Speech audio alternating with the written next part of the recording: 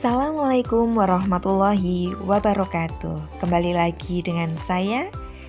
Kali ini kita akan belajar melestarikan nilai kearifan lokal melalui cerita rakyat.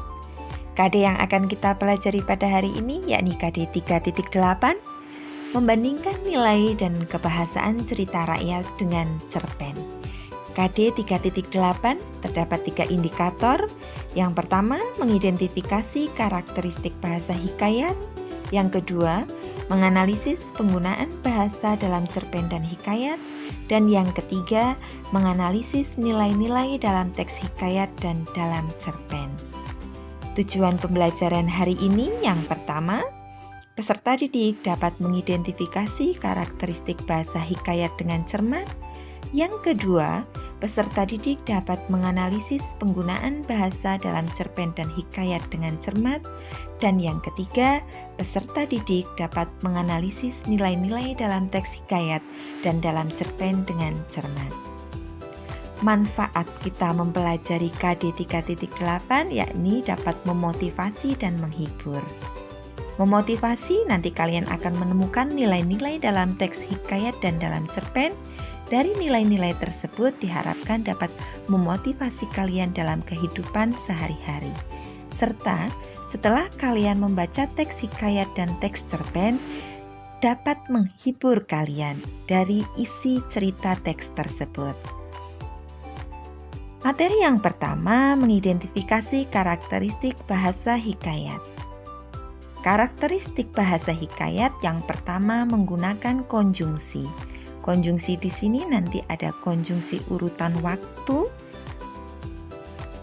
dan kata-kata arkais. Kata-kata arkais adalah kata kuno yang sudah tidak lazim digunakan pada saat ini. Selanjutnya, membandingkan penggunaan bahasa dalam cerpen dan hikayat. Pertama, ada penggunaan gaya bahasa atau majas. Yang kedua, penggunaan konjungsi yang menyatakan urutan waktu dan urutan kejadian. Penggunaan majas. Yang pertama ada majas antonomasia. Yang kedua ada majas simile. Yang ketiga majas metafora. Yang keempat ada majas hiperbola. Dan majas antonomasia sendiri memiliki pengertian. Majas ini termasuk ke dalam majas perbandingan yang menyebutkan sesuatu bukan dengan nama asli dari benda tersebut, melainkan dari salah satu sifat benda tersebut. Contohnya ada si miskin, kemudian ada si kaya, si cantik. Nah, ini merupakan kata yang dapat merujuk menjadi majas antonomasia. Yang kedua ada majas simile. Majas yang membandingkan suatu hal dengan hal lainnya menggunakan kata penghubung dan kata pembanding. Kata penghubung atau kata pembanding contohnya ada laksana, bagaikan, seperti. Yang ketiga ada majas metafora. Majas metafora di sini pemakaian kata atau kelompok kata bukan dengan arti yang sebenarnya, melainkan sebagai lukisan yang berdasarkan persamaan atau perbandingan.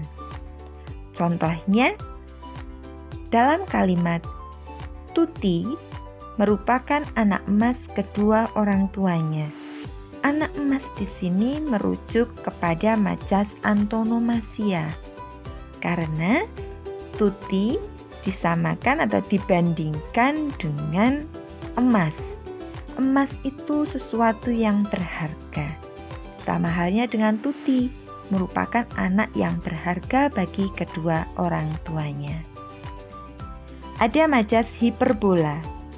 Majas hiperbola adalah majas yang melebih-lebihkan atau berlebihan. Contohnya, jika ayah marah, suaranya menggelegar membelah angkasa. Menggelegar membelah angkasa merupakan majas hiperbola. Setelah majas, ada penggunaan konjungsi. Yang pertama, ada konjungsi yang menyatakan urutan waktu. Di sini ditandai dengan kata sebelum, ketika. Yang kedua, ada konjungsi yang menyatakan urutan peristiwa. Contohnya, lalu, selanjutnya. Setelah itu ada membandingkan nilai dalam teks hikayat dan nilai cerpen.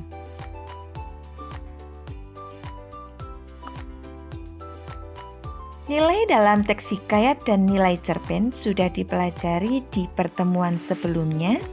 Jadi nilai yang terdapat dalam hikayat dan dalam cerpen, contohnya ada nilai agama, nilai budaya, nilai sosial, dan sebagainya.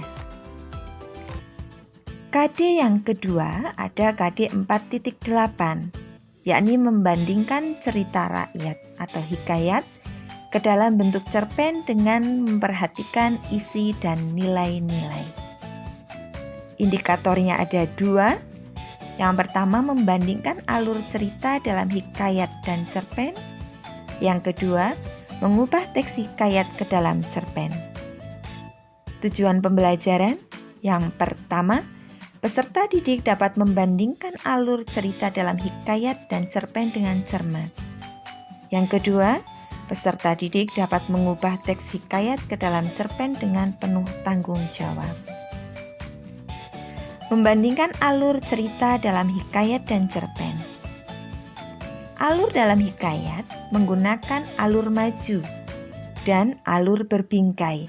Maksud dari alur berbingkai, di dalam cerita terdapat cerita lagi. Ini namanya alur berbingkai.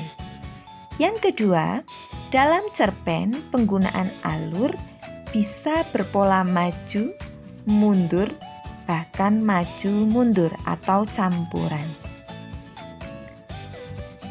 Yang terakhir ada menceritakan kembali isi hikayat ke dalam bentuk cerpen. Hal-hal yang perlu diperhatikan ketika mengubah isi cerita hikayat ke dalam cerpen. Yang pertama, mengubah alur cerita dari alur berbingkai menjadi alur tunggal.